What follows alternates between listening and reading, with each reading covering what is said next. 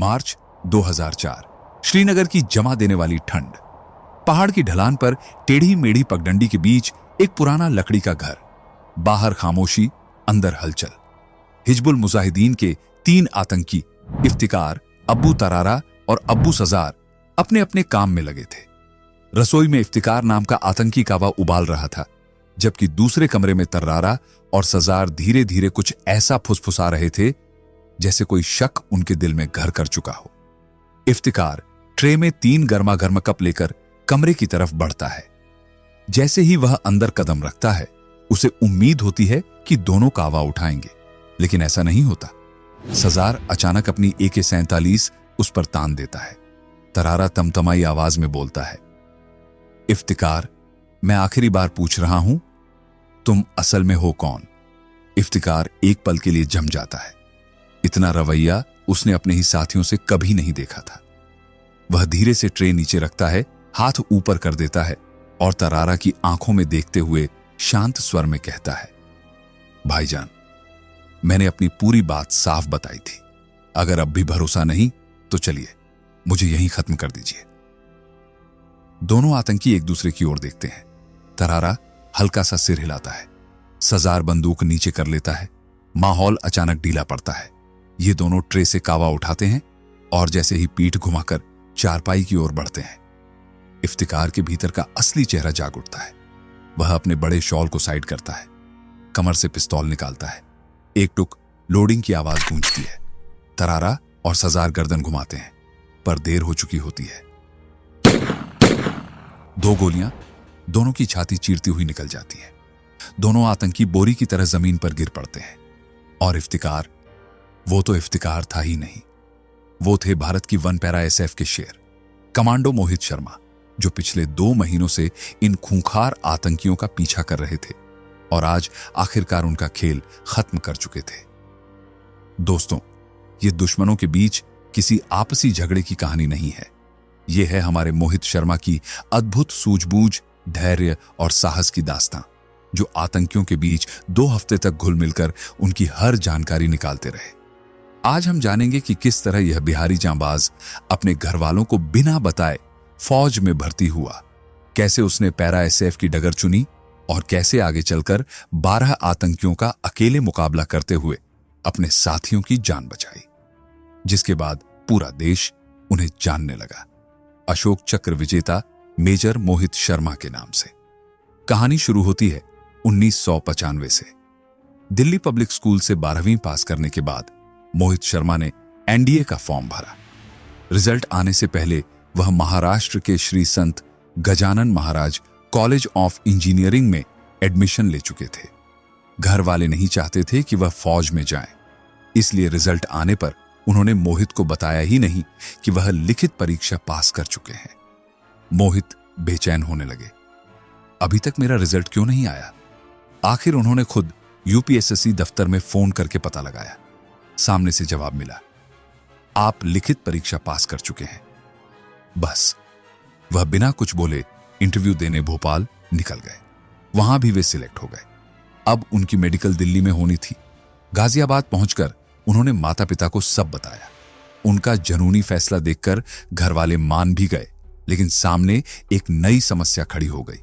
उनका वजन कटो-नफ से 6 किलो कम था और वजन बढ़ाने के लिए केवल 4 हफ्ते। मां ने दिन रात मेहनत लगाई, दूध, केले, हाई प्रोटीन खाना। 4 हफ्ते में मोहित ने 8 किलो वजन बढ़ा लिया और मेडिकल पास कर लिया। भारतीय सेना को मिल गया उसका असली हीरो। NDA की ट्रेनिंग में वह मुक्केबाजी, तैराकी और घुड़सवारी में बेस्ट परफॉर्मर बनते गए। 3 साल NDA और 1 साल IMI। देहरादून के बाद 1999 में वह मद्रास रेजिमेंट की 5वीं बटालियन में लेफ्टिनेंट बनकर तैनात हो गए। शुरुआती 2 साल शांत बीते। फिर आया 1901, 13 दिसंबर, पार्लियामेंट पर हमला। इसके जवाब में देश ने ऑपरेशन पराक्रम शुरू किया। मोहित की यूनिट कश्मीर में थी, इसलिए वह भी आतंकियों के खिलाफ लड़ाई में शामिल हुए। पूंछ राजौरी सेक्टर में उन्होंने पैरा SF कमांडोज के साथ मिलकर आतंकियों के दांत खट्टे कर दिए। उनकी बहादुरी देखकर उन्हें सेना प्रमुख सुंदराजन पद्मनाभन द्वारा COAS कमेंडेशन अवार्ड मिला। लेकिन यह कहानी वहीं खत्म नहीं होती, क्योंकि यही वह पल था जब मोहित शर्मा ने पहली बार पैरा एएसएफ के शेरों को करीब से देखा। उनकी बहादुरी ने मोहित के भीतर आग जगा दी। वह भी पैरा में शामिल होना चाहते थे। पहली कोशिश में सिलेक्शन नहीं हुआ। मोहित पीछे नहीं हटे, दोबारा कोशिश की और 2003 में उन्हें उनका असली घर मिल गया, पैरा एएसएफ। कश्मीर भेजे जाने से पहले मेजर मोहित शर्मा की जिंदगी एक बिल्कुल अलग मोड़ पर थी। उनकी पहली पोस्टिंग पंजाब हरियाणा बॉर्डर के पास स्थित चंडी मंदिर वेस्टर्न कमांड में हुई थी। यहीं उनकी मुलाकात हुई आर्मी सर्विस कोर में तैनात कैप्टन रिश्मा सरीन से। दोनों की बातें पहले दोस्ती तक थीं, लेकिन वक्त के साथ मोहब्बत अपनी राह खुद बना लेती है। ड्यूटी के बाद जहां भी मौका मिलता दोनों साथ वक्त बिताते। दोनों की जिंदगी में सब कुछ सामान्य चल रहा था, लेकिन किस्मत ने उनके लिए एक बिल्कुल अलग कहानी लिख रखी थी। उसी दौरान साल 2004 में एक आदेश आता है, मोहित को तुरंत कश्मीर पहुंचना है। उन्होंने अपना बैग उठाया, रिश्मा को बस इतना कहा, ड्यूटी बुला रही है, लौट कर आता हूं। और फिर वह उस मिशन के लिए रवाना हो गए जो आगे चलकर पूरे देश में उनका नाम अमर करने वाला था। उस वक्त कश्मीर घाटी में हिजबुल मुजाहिदीन का आतंक चरम पर था। आर्मी पर बड़े हमलों की प्लानिंग दो खूंखार आतंकियों के हाथ में रहती, अबू तरारा और अबू सजार। खुफिया एजेंसियों से खबर मिली कि दोनों के ठिकाने पहचान में आ चुके हैं। वन पैरा एएसएफ को जिम्मेदारी दी गई, इन दोनों को खत्म करना है, लेकिन सीधे सीधे गोली चलाना बेवकूफी होगी, क्योंकि ये दोनों सिर्फ आतंकी नहीं थे, बल्कि घाटी में सक्रिय लगभग हर मॉड्यूल की जानकारी इनके पास थी। इसलिए फैसला हुआ, एक कमांडो उनके बीच घुसकर उनकी टीम का हिस्सा बनकर अंदर की हर जानकारी निकाले। इस खतरनाक काम के लिए चुना गया मेजर मोहित शर्मा को। मिशन शुरू हुआ। उन्होंने अपने बाल और दाढ़ी बढ़ा ली, आवाज, चाल और पहनावा सब कुछ बदल दिया। अपनी पहचान मोहित से बदलकर रख ली इफ्तिखार भट्ट, एक ऐसा लड़का जिसकी आंखों में गुस्सा और दिल में बदले की आग भरी हो। जब वह तरारा और सजार के सामने पहुंचे तो उन्हें विश्वास दिलाने के लिए एक कहानी गढ़ी। आर्मी ने मेरे भाई को एनकाउंटर में मार दिया, मैं बदला लेने आया हूं। अगर साथ दोगे तो मैं ऐसा प्लान बना चुका हूं कि चेक पोस्ट उड़ा देंगे। लोकेशन, रास्ता, हथियार सब पता है। उनकी आवाज में इतनी सच्चाई थी कि दोनों आतंकियों ने बिना देर किए उस पर यकीन कर लिया। अबू सजार ने हैरानी से कहा, अगर ये सब सच है तो तू हमारे काम का आदमी है। इफ्तिखार, मेजर शर्मा की सटीक प्लानिंग देखकर दोनों दंग रह गए। उसी वक्त से वह कश्मीर के इन दो सबसे खतरनाक आतंकियों के साथ रहने लगते हैं। अगले 2 हफ्तों तक वह उनका पूरा भरोसा जीत लेते हैं। उनके ठिकाने, हथियारों के अड्डे, संपर्क बिंदु, हर गुप्त रास्ता, सारी जानकारी मेजर शर्मा अपने दिमाग में जमा करते जाते हैं। 2 हफ्ते बाद असली दिन आता है, अटैक का। पाकिस्तान से 3 और आतंकी इस ऑपरेशन में शामिल होने वाले थे। तरारा, सजार और इफ्तिखार भट्ट यानी मेजर शर्मा कश्मीर से 50 किलोमीटर अंदर एक ऊंची पहाड़ी के ऊपर लकड़ी के बने पुराने घर में उनका इंतजार कर रहे थे। ठंड इतनी कि सांस भी धुंध बनकर बाहर निकल रही थी। घर के भीतर सन्नाटा था। मेजर शर्मा किचन में कावा तैयार कर रहे थे। बाहर से वे बिल्कुल शांत दिख रहे थे, लेकिन भीतर गिनती शुरू हो चुकी थी। इसी बीच तरारा और सजार ने सोचा कि क्यों ना इफ्तिखार का एक आखिरी इम्तिहान ले लिया जाए। उन्हें शक तो नहीं था, लेकिन कश्मीर में भरोसा करना किसी के बस की बात नहीं थी। इफ्तिखार ट्रे में 3 कप कावा लेकर कमरे में आता है और यहीं से शुरू होता है वह पल जिसने भारत के एक जांबाज को इतिहास में हमेशा के लिए दर्ज कर दिया। अब्बू तरारा की आंखों में गुस्सा तड़क रहा था।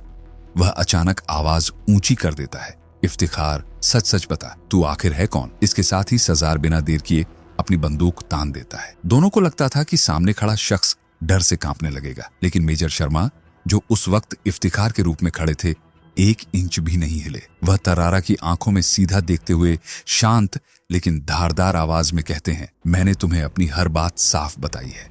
अगर अब भी भरोसा नहीं है तो चलो अभी मुझे गोली मार दो। उनकी आंखों का कॉन्फिडेंस इतनी आसानी से नहीं टूटने वाला था। तरारा और सजार एक पल के लिए अचकचा गए। दोनों ने एक दूसरे की तरफ देखा, जैसे अभी अभी उनका शक हवा हो चुका हो।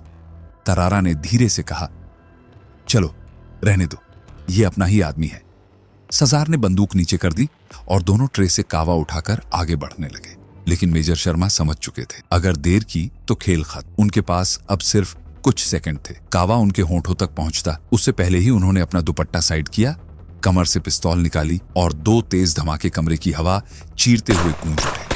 दोनों आतंकी वहीं ढेर। कश्मीर के जिस सिरदर्द ने सालों तक भारतीय फौज को चुनौती दी थी, वह आज एक भारतीय शेर की ट्रिगर उंगली के सामने टिक नहीं पाया। इस अद्भुत साहस के लिए साल 2005 में मेजर मोहित शर्मा को सेना मेडल से सम्मानित किया गया। उधर उनकी निजी जिंदगी भी एक नई राह पकड़ चुकी थी। रिश्मा सरीन से उनकी शादी हो चुकी थी और अब वह हिमाचल प्रदेश के नाहन स्थित special force training school SFTS में इंस्ट्रक्टर के पद पर तैनात कर दिए गए थे।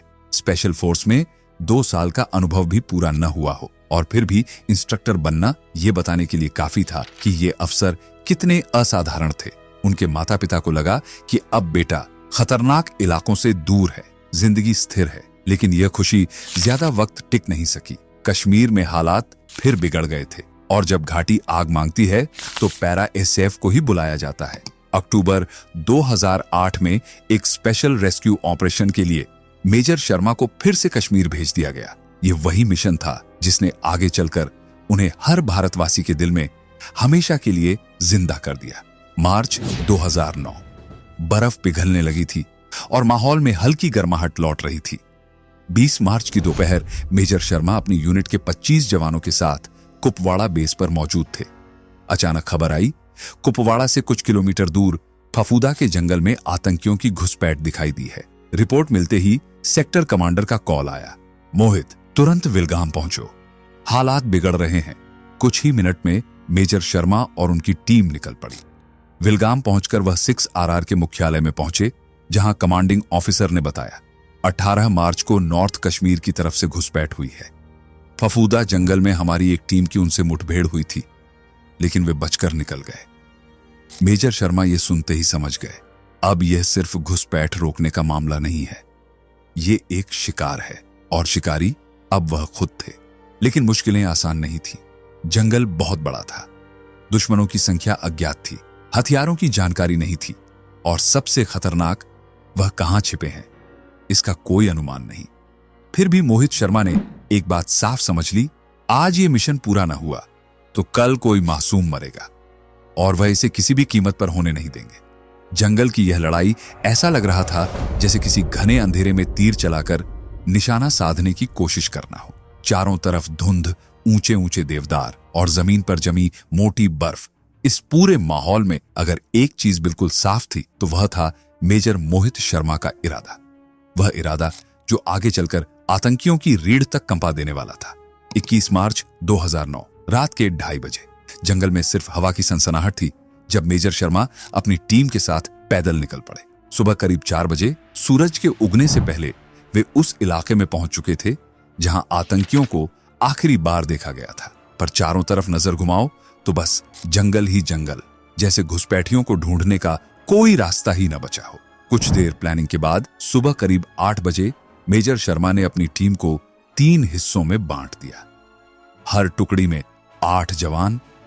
पहली टुकड़ी का नेतृत्व उन्होंने खुद संभाला, दूसरी का नायब सूबेदार उत्तम चंद के हाथों में दिया गया और तीसरी की कमान हवलदार राकेश खंडेलवाल को सौंपी गई। इसके बाद मेजर शर्मा ने आदेश दिया, उत्तम 8 बजे तक अपनी टुकड़ी को तैयार कर ले। तुम लोग ऊपर वाली चोटी पकड़ो, वहां से दोनों टीमों को कवर मिलेगा।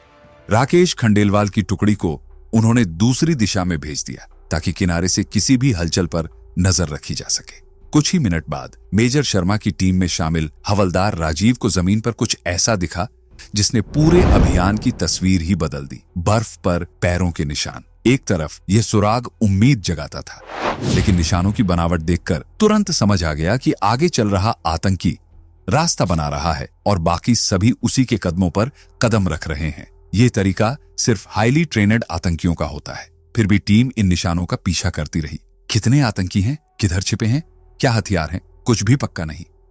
तभी दूसरी दिशा में बढ़ रही हवलदार राकेश खंडेलवाल की टीम ने रेडियो पर आवाज लगाई, सर 2 आतंकी दिखे हैं, टारगेट इन साइट।